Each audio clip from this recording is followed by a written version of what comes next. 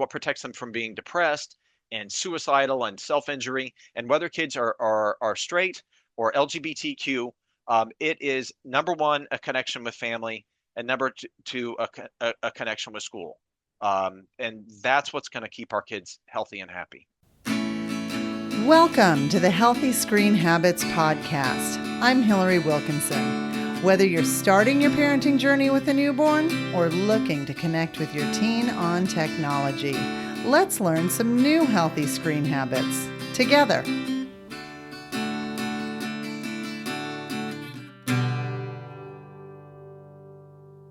The term digital wellness is relatively new. It's so new, in fact, that I often have to explain what it is when I get asked the question that opens most cocktail party conversations of, so what do you do?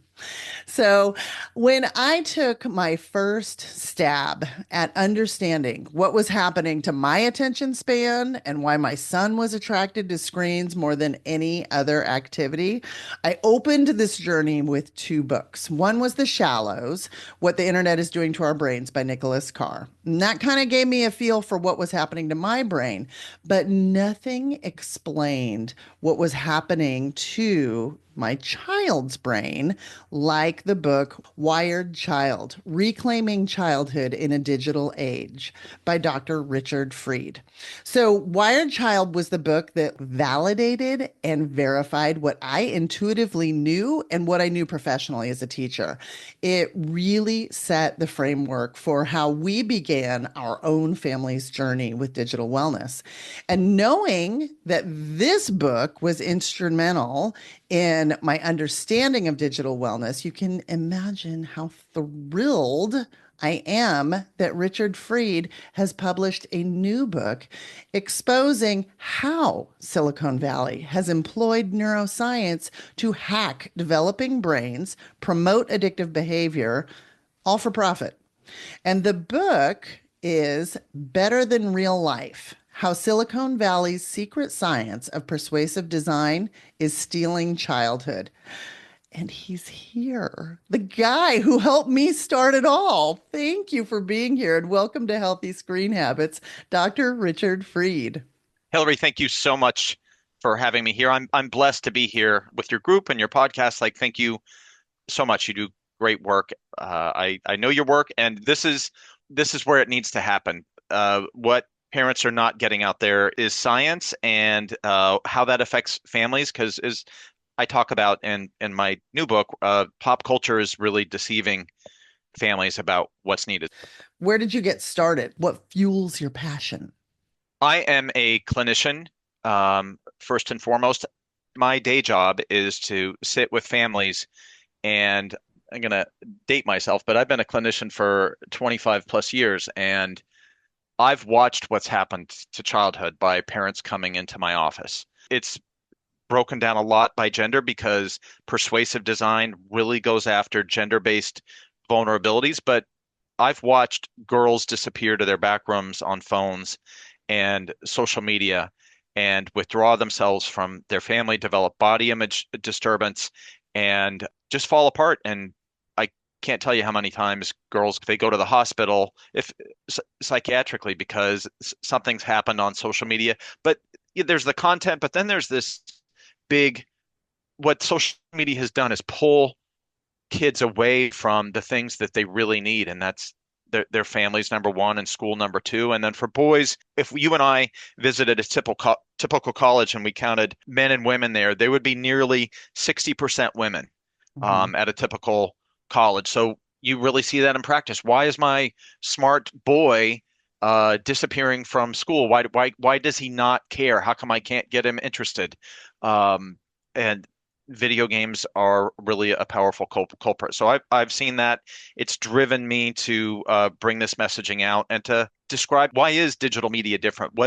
There is a hidden science underneath behind kids' screens that's pulling them away, and my job is to help us figure that what that is and what we can do to help kids out. what I appreciate is that you have kind of taken the knowledge that you've gathered and distilled down all of the research and created, I won't call it a playbook, but I will call it a handbook on, it's fantastic as far as the exposure of what has been happening in Silicon Valley with its targeted approach towards childhood. As I was reading it, the thing that kept coming to my brain was, you know how you have some playlists that you kind of like you like to listen to, but you spend a lot of time like hitting skip or shuffle on because the songs just aren't hitting and or maybe you don't even like them. And then you have others that you can like just set it and forget it because every song is so good. Better Than Real Life is like one of these great playlists. Every chapter is a banger. It just like it hits different for every like you hit ed tech, you hit gender discrepancies, you hit companies, and it's you're just peeling this onion back and exposing things that the general public is not privy to. And this whole concept of persuasive design is just one of those things. So that we're all on the same page, can you define persuasive design? Hillary, I just want to comment. No one knows about persuasive design, or I go talk to large groups of medical professionals, and I'm like, okay, who knows about persuasive design? And not a single hand goes up. I would like to make persuasive design a household word. Like families need to know what is changing their kids. So the book is really an untold story of how here's this industry that's coming about right after the 2000s, and all it wants is to increase time on device. And then here's this science that's being developed at Stanford University by Dr. B.J. Fogg right in the 90s. I consider him the leading father, Dr. B.J. Fogg, Stanford professor, psychologist at Stanford, and started the Persuasive Tech Lab, and it's really about building digital machines that employ psychology with the idea to control human behavior. And some of that can be okay because when we go as adults onto a website and it's functioning well, that's persuasive design. When we go to a website and it's not, and we're like, this is clunky and I can't get anywhere, and God forbid, I can't buy what I want to buy. Like, that's persuasive design. So that's a good, appropriate use of persuasive design. But to have a profession of psychology and neuroscientists come together with Silicon Valley that wants to alter childhood, to pull it away from essential real world activities, to put it on a screen, to have it live there 24/7. That is a not okay use of persuasive design, and that's what I focus on. Right. It reminds me of our former Surgeon General, Vivek Murthy, who said you're pitting children against the best computer programmers and designers in the country. It's not a fair fight. And it's not a fair fight for families as well. Totally agree. And what's really profound is Dr. Fogg, who largely fathered this science. I believe I wrote the first major media article about persuasive design and its taking childhood back in 2018. And that was the genesis. It really speaks to how long this book has taken. But Dr. Fogg responded to that article and said, I didn't do this. I studied the science and I warned about it. He was not happy with that article, but it's almost like he doesn't, what is it about a science that a leading father of it wants to wash his hands of it and say, Hmm. I didn't do that, that my Hmm. job was to warn about it. But you see in other places that I fathered the science or I started it, and the co-founder of Instagram took my class and did my teachings and used that to influence lots and lots of people. Like, and those are the kids that I'm seeing disappear from my practice. So it's really an untold story that I wanted to bring to parents, to educators, to healthcare professionals. It's not known. I didn't know that much about it, and Silicon Valley hides it. Like it's they don't want this to be known. You really have to go dig. It's not out there. Hmm. Hmm. So this whole business of combining neuroscience with programming, with app development, et cetera. It always in this kind of digital wellness arena, it gets referred to as the attention economy, right? So it's how can we make the most money off of keeping you online? And kind of the godfathers or the puppet masters slash granddaddies, use whatever term you want, are absolutely going to be BJ Fogg. And I also put like Nir Ayal Mhm. in that category as well. I just wonder, do you like, I mean, do you think it was just a matter of time? I mean, is it these guys, or is it like, was it just a matter of time until this got unlocked? That's so interesting. I think about that, Hillary. That is a great question, and I think about that a lot. And I think about the human condition that we are driven to explore and to invent new technologies and not think so much about the consequences. Let's rush, figure out nuclear fission and nuclear fusion, and this is going to be a wonderful thing. And then we're also going to use that as a means to build weapons that could destroy the Earth tomorrow. We just rush ahead, and I really think you see that with the development of persuasive design. I call it shoot first and ask questions later. You see it with early research. We're gonna build this. Isn't this amazing? We'll explore ethical concerns later. That will be up to somebody else. Mm-hmm. Mm-hmm. It's not to go all sci-fi on you, but it's very Jurassic Park. It's very Michael Crichton, where it's what's the phrase? It's we were so busy wondering if we could, we never stopped to think if we should, you know. Exactly. Yeah. So when we come back, let's talk more about the different ways that boys and girls are affected by persuasive design and again take like a deeper dive into why the whole practice of it is essentially unknown. We love what we do, and we wouldn't be able to do it without the generous donations provided by our listeners and followers. We want to extend special thanks to the Doctors Petty for their unwavering support of the podcast and organization. If you'd like to make a difference and contribute to the education and empowerment of families building their healthiest screen habits, please go to healthyscreenhabits.org, find the Take Action tab, and scroll down and click the donate button. 100% of your donation will be used to spread awareness and bring families the tools they need to develop healthy screen habits. I'm speaking with Dr. Richard Freed, psychologist and author of the new book, Better Than Real Life: How Silicon Valley's Secret Science of Persuasive Design is Stealing Childhood. So, Richard, you reveal how Silicon Valley as an industry is using psychology, a discipline associated with healing and mental health, as a weapon against kids in order to pull them online and keep them there. And I can absolutely see the differences in the way that they use tech. And chapter 3 of your book is hacking children's Stone Age DNA. So let's get into it. Let's talk about why, like, what's going on here. That is at the heart of persuasive design. That's why persuasive design works. We are humans walking around on this earth that have brains that evolved for 4 million years to exist in a completely different environment, in a hunter-gatherer environment. That's what we evolved to succeed in. One defined by scarcity, a hard scrabble life. Every day was a tough and a struggle to survive. And now we're in this relative time of abundance where you can get there's a fridge and well, there's a device that I'm walking around that can give me doses of dopamine driving entertainment all the time. So we're walking around on this earth.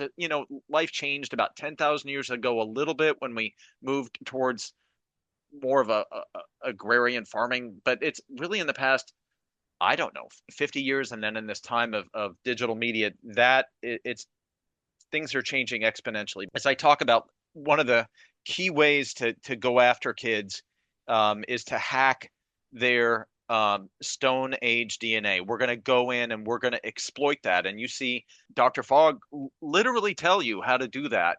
When we're talking about gender differences, another key way that I talk about persuasive design is what I call supernormal technology. And Mm-hmm. that is coming off of supernormal stimuli. And supernormal stimuli was invented or found by Nicholas Tinbergen, who won the Nobel Prize in medicine. But it's essentially creating man-made, hyped up, artificial stimuli that go after our DNA, essentially. This isn't just building screens that are more entertaining for your kid than real life. It is going at the core of kids' DNA, to their genetics, to their development, and saying this is where you should spend your time at the expense of real life. And if you want, I can speak a little bit now to the differences between how it goes after boys and how it goes after girls. Yeah, I'd like to do that because we speak with a lot of parents, and there are arguments that, like, say, for example, boys who are very into streaming or on gaming while streaming, and they talk about wanting to become pro YouTubers. And like, I think it's important that we give parents some ready knowledge as to why this is incredibly slim chances of happening. Yeah, I have two daughters. They're older now. And I'm a big fan of, gender equality. I want like my girls to have or daughters to have a chance at life, just like sort of like in to get jobs and so forth. But there really are gender-based differences, and super normal technology goes right after those. So women, and this starts for girls at a very, very young age, maybe 5, 6, they have strengths in social cognition and social understanding and altruism. Um, they are amazingly helpful, and this was super amazingly helpful in a hunter-gatherer environment that we always lived in, of 60 to 100 people. I'm going to help everybody out. I'm going to know everyone. Now we're going to exploit that through supernormal technology by developing social media that is we're going to tweak it such that it becomes a man-made artificial stimulus that goes right after girls' DNA with quantified and gamified social connection. That is artificial. It's much Hmm. like the fast food industry developing food in a back room that really goes after that's another supernormal stimuli. But we're going to essentially do this, or the cigarette industry did the same thing.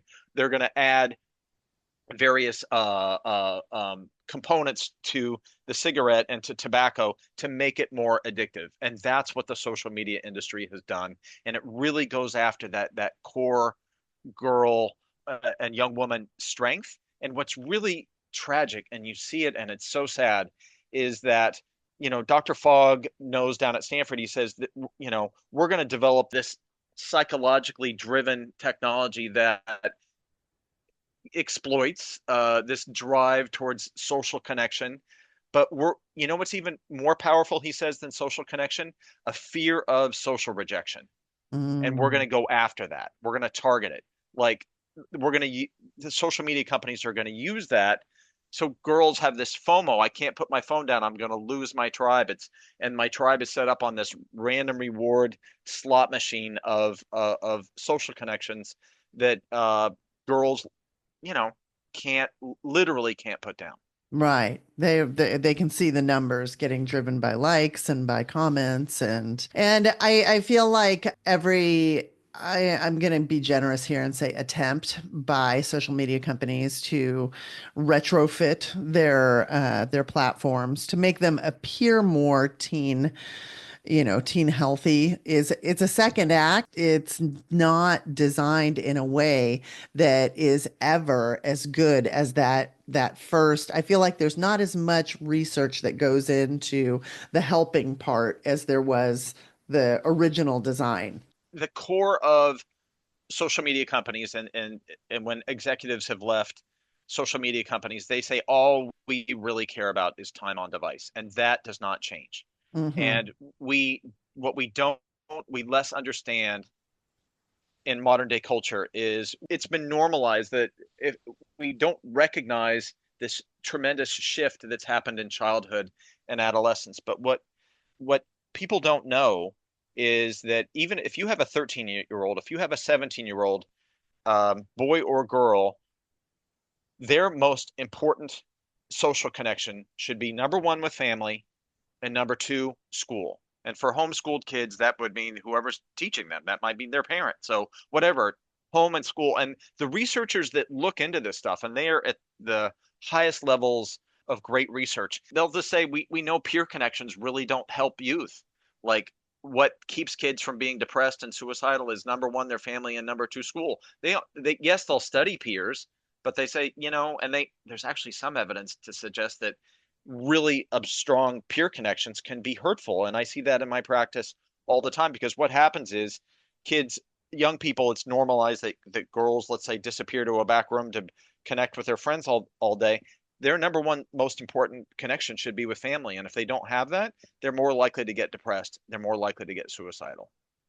Well, and see, that's so interesting to me because there's this huge argument whenever you talk about social media for like, pro social media comments is that it helps marginalized kids find community. And so, what's your response to that? I talk about that in my book, and we really that is such a compelling argument. But what we really have to understand is that is how legally, that is how the legal teams of the social media industry are pushing back in court cases. Like that is essentially their defense line, and they go reach out to marginalized communities and say they try to connect with them, and they say like, oh, this is join with us. Look, can't you really see? But what really exposes that argument as false hearted is look at the people at the very top of the tech industry. Look at the people who are at the very top of the health bodies. Look at the people who are at the very top of what I call the Silicon Valley propaganda machine, which are they are while they're pushing that message, that industry aligned message, their organizations are pushing, oh, your kid needs social media. Up at the top, they are saying, no way. My kid, gay or straight, need family number one and school number two, and we're going to work like crazy to keep our kids off of these devices. Right. So let's talk more about this whole Silicon Valley propaganda machine, to use your term. But it's like, why is this whole use of persuasive design essentially unknown? Like, how is it going under the radar? You were amazing in that you interviewed Frances Haugen, and when you did, Frances said, "When I got to Facebook, I was blown away by how um, powerful its reach is." And what you see in my domain is the same thing. Whenever there are key gatekeepers to, social media came on the scene right after, let's say, 2000 Mm-hmm. and the Mm-hmm. aughts and so forth. How did that take over our kids' lives? Facebook and all these companies and Zuckerberg have been way out front. They knew who the gatekeepers were. They went and aligned with them, oftentimes financially, to have people that we trust and say that we should trust them and say that they're objective. And they have oftentimes aligned with them, and Zuckerberg or Facebook are sending them money. And lo and behold, what do you know? Those people that we trust say social media is a great thing for your kid. This may be difficult for parents to hear, but the lead organization of what I call the Silicon Valley cat propaganda machine is one that has been told to parents, we are your leading group. We are the ones that you should trust. We are the ones that you should follow. And that is Common Sense Media. They are Mm-hmm. funded by Zuckerberg. They are funded by Bill and Melinda Gates. They are funded by um, Best Buy and companies that are very much interested in putting screens before your kids. Right. And I They don't make think money. I don't think Go that ahead. was always the case though, was it? Because I mean, we used to recommend Common Sense Media. And then it was like and even those of us like within digital wellness, all of a sudden I started getting these tendrils of like, oh, wait a minute, hang on. So what am I correct in No, yeah, understanding that? you've got it. You've very much got it correct. I talk about that shift in my book. I think Jim Steyer, who started that organization, had good intentions when he started, Um, and you really see them push um, science-based information. Something shifted in about 2012, right after that, where their messaging became frankly destructive, where they are, and you really, I point out this dichotomy where you see, uh, and this is true throughout um, all these elements with respect to technology. But you see Jim Steyer, who's the CEO and founder of Common Sense Media, saying, I'm strictly limiting my kids' screen time. This stuff, it has the potential, social media and video games, to steal childhood away. Eh, that's science based. That's great. Those are my words. Yet being funded by Zuckerberg, you look at Common Sense Media's message in all their fancy pamphlets and their messaging. It is screen time doesn't matter so much. The very opposite of what Zuckerberg says. Don't pay attention to it so much, and that screen limits can actually hurt your kid, can be destructive. When Hmm. Jim Steyer is protecting his own, Yeah. that I felt like I had to call that out. Yeah, yeah, yeah. And I think, I mean, this kind of goes back to, like you said, like early 2000s when, I mean, it was in 2010, I believe, Steve Jobs famously told a journalist that his kids did not use tablets. They limited technology in the home. And we hear all about these kind of practices of the tech elite attending screen-free schools and all of these things. And I've heard you refer to it as the Silicon Valley exception. Can you talk about that? Yes, it's to me, we never would let McDonald's fund kids' dietary guidelines and say, well, this is brought to you by Burger King and this is brought to you by McDonald's. And lo and behold, your kid should live on a diet of soda and fries, would of course be the inevitable conclusion. Yet we see um, these leading organizations that dominate our pop culture message about technology be aligned oftentimes financially with industry. Zuckerberg has given millions to Common Sense Media. Here's what's also really disturbing. The American Academy of Pediatrics, they used to be the Bible until in Mm-hmm. 2016, something happened. The American Academy of Pediatrics, by and large, is a science-based organization, but there is a small cadre of folks there who have aligned with industry. And disturbingly, like we see the lead player, Dr. Megan Moreno, who wrote the adolescent guidelines and children's guidelines from 5 to 18. She's been funded by Facebook. You can't do that. She wrote that in 2016. She's been funded by Facebook. She continues to be at the American Academy of Pediatrics. She's still part of this organization saying screen time is not that important, and still promoting and pushing social media when she's been funded by Facebook. That is that's frankly dirty. You Right. It's can't the do that. fox guarding the hen house. And it's so the thing I have frustration with the American Academy of Pediatrics digital guidelines is they're very prescriptive on like birth through 5. And then, like you said, it's like 5 through 18. It just gets this blanket statement where there's a lot of difference in the between those years. I mean, there's a lot of difference between 15 and 18, much less 5 and 18. So, The lead author of the American Academy of Pediatrics is Dr. Megan Moreno, and she has gone off on her own tangent. She's a social media advocate. mhm, Um, the American Academy of Pediatrics, it's like bringing in a fast food advocate to make guidelines. No, we just need researchers that come up with their own independent judgment. You don't need a right. social media advocate to make your the science-based element of the American Academy of Pediatrics says screen time is a risk for your kid. Yet the media line folks say screen time is not. You cannot have two different Both. types of science within one organization. You're lying to the public. Right, right. Okay, so the first step in activism is awareness building. And I think you've certainly done that with us today and with writing your book. The next step is a call to action. So I'm asking you, what can we do as parents? Firstly, I don't want to put this all on parents because it can't be all on parents. I think it's similar to the tobacco, big tobacco. Like we need schools and uh, government and all these organizations and healthcare bodies to come together to help parents protect their kids from the cigarette industry. What can parents do? Hillary, like this is what parents need to do. They need to join you with healthy screen habits and come to get science and come together in a community and that is science based and then and take action that way. So I love what you do.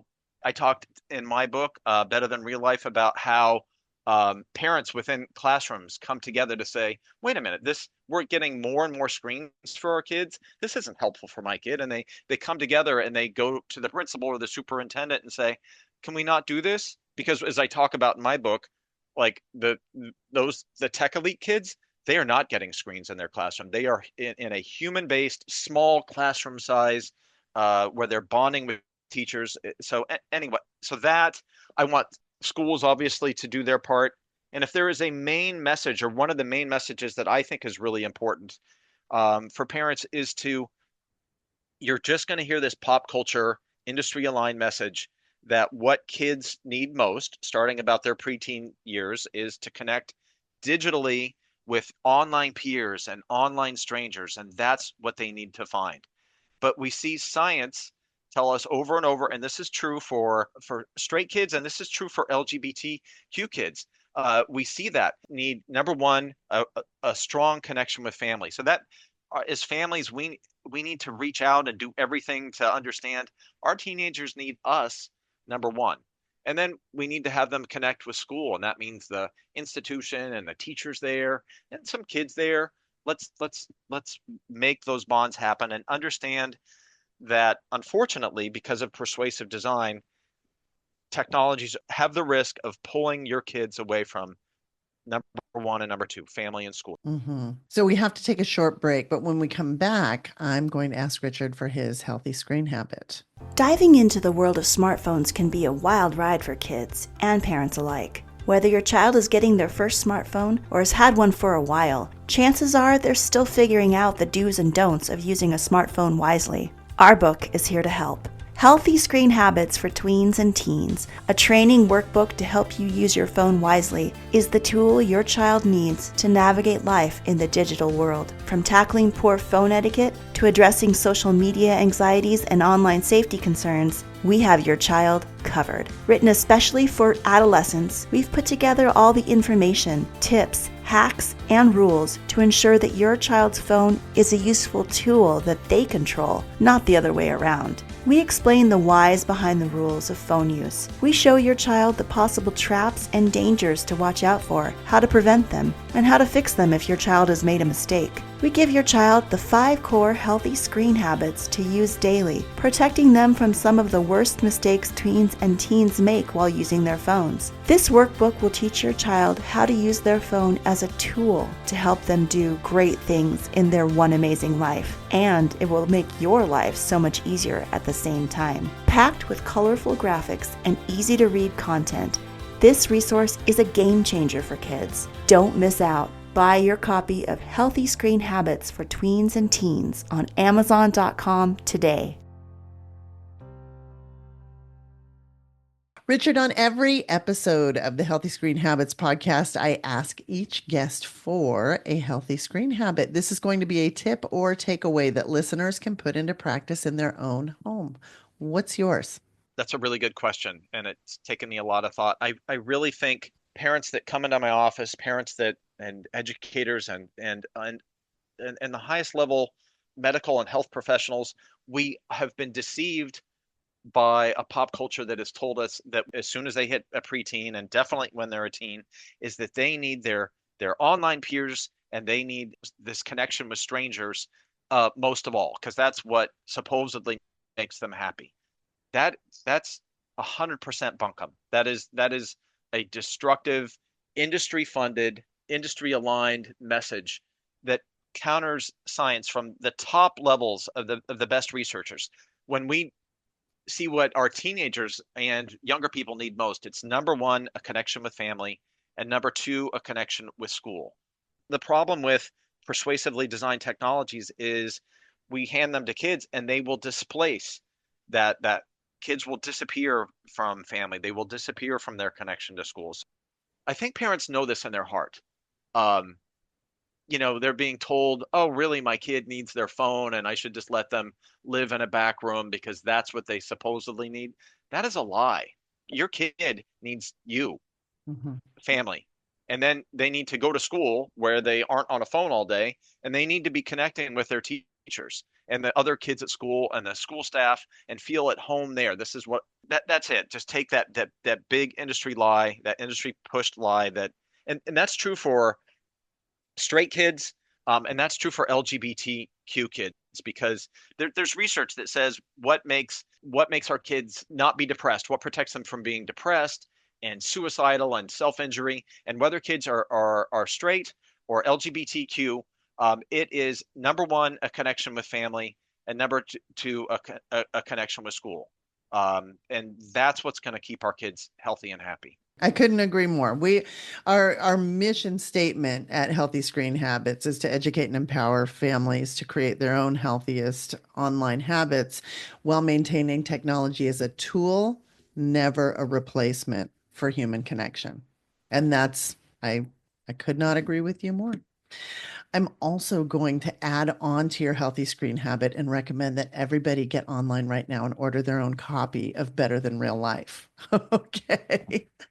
Um, in fact, I'm going to make it so easy for people to do that. You just simply need to go to the show notes of this episode for a direct link. Go to healthyscreenhabits.org, click on the podcast button, and scroll to find this episode. It is a groundbreaking book, and you'll find a complete transcript of this episode as well as a link to that book in those show notes. Richard, thank you so much for being here today and for working so hard to really pull back the curtain on why all of us can't seem to put down devices. Hillary, thank you so much to you and Healthy Screen Habits. It's been an honor to be here and to talk with you and your community. For more information, you can find us on Instagram and Facebook at Healthy Screen Habits. Make sure to visit our website, healthyscreenhabits.org, where you can subscribe to the show on Apple Podcasts or via RSS, so you'll never miss an episode. It's free, it's fun, and you get a healthy new screen habit each week. While you're at it, if you found value in this show, we'd appreciate you giving us a quick rating. It really does help other people find us and spread the word of healthy screen habits. Or if you'd simply like to tell a friend, we'd love that too. I so appreciate you spending your time with me this week, and I look forward to learning more healthy habits together.